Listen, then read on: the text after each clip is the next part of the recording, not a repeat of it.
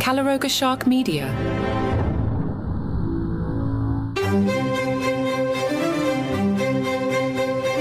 Hello and welcome to Palace Intrigue. I am your host, Mark Francis.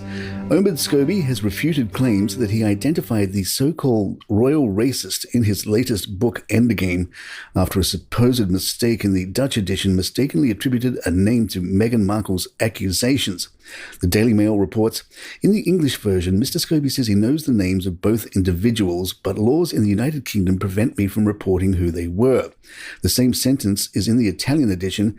However, a page taken from a review copy of the book sent to Dutch journalists this week clearly points the finger at a senior royal. Referring to the letters discussing the issue, it reads dramatically, "But in those private letters, an identity was revealed and confirmed. The Mail has redacted the name concerned and will not be repeating it." Here at Palace Intrigue, we have not seen the Dutch book, nor do we speak Dutch, but we are seeing many suggestions that it is a very senior royal. Scobie attributed the inclusion of a name in the Dutch version of his book to a translation error.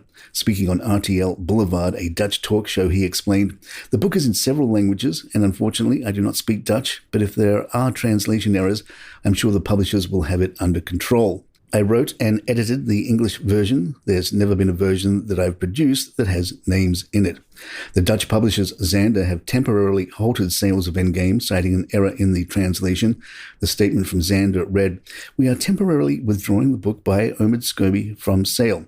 An error occurred in the Dutch translation and is currently being rectified." These allegations trace back to a 2021 interview Meghan Markle had with Oprah Winfrey, where she suggested that there were concerns with the royal family about the potential skin color of her and Prince Harry's son. As a result, sales of Endgame have been suspended in the Netherlands, a move confirmed by the publishers Xander. They stated they have received a last-minute request from the US to halt sales pending further instructions.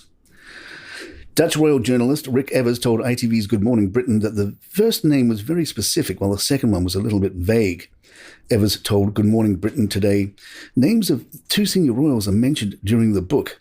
Host Richard Madeley asked, "Can I be clear about this? There are two names in the book."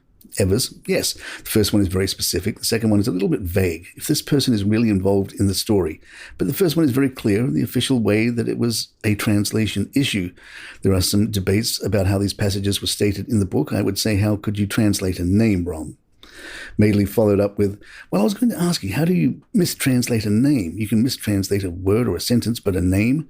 Do you buy that explanation from the publishers that it's a translation error?" Evers, "I can't believe it. I got through the book with a colleague of yours and we saw some passages were missing in the English version, like a sentence, 5 sentences between the first and third part that was in the Dutch version. So something has been erased during the work that has been done for the book.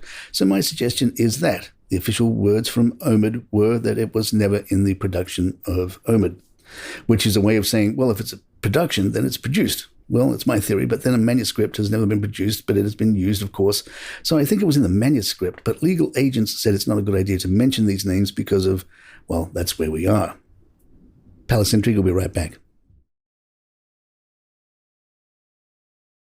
The Daily Mail's Rebecca English tweeted, "Surely it can't have been a translation error, as it's currently being explained away. To have two members of the royal family named in Omid Scobie's book, there is no proof that either is true, of course, but people will speculate that the two sounds more than accidental." ITV's Chris Shipp tweeted, "The name of one of the senior royals alleged to have talked about Archie's skin color is in a passage that doesn't even exist in the English version. Was the Dutch book translated from a different draft? Author Scobie says he never wrote either name. How did two appear in a Dutch book?" Piers Morgan tweeted, "Scobie's obviously lying again. I'm told the two names in the Dutch edition match the names of the alleged racists cited in the Meghan Charles letter exchange post-Oprah, which Scobie details in his book with info he can only have gotten from Miss Markle or her pals." In the Daily Mail, Sarah Vine writes under the headline, "Where do Harry and Meghan stand in relation to this puppet of theirs?